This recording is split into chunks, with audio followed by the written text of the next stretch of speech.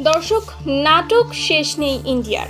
বাংলাদেশকে ছোট দল বলে শান্তকে এ কেমন মারার হুমকি মোহাম্মদ সিরাজের। বিস্তারিত জানুন পুরো প্রতিবেদনে। চেন্নাই টেস্টে বাংলাদেশকে ভারত জয়ের লক্ষ্য দিয়েছে 515 রানের।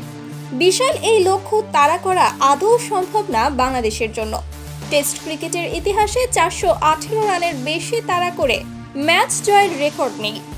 নাজমুল হোসেন শান্তর দল যেখানে প্রথম ইনিংসে অল আউট হয়েছে 149 রানে, সেখানে দ্বিতীয় ইনিংসে করতে হতো 515 রান। বাংলাদেশ দ্বিতীয় ইনিংসে চতুর্থ দিনের খেলায় ব্যাটিংয়ে যখন শান্ত এবং সাকিব, ঠিক তখনই বোলিংয়ে আসেন সিরাজ।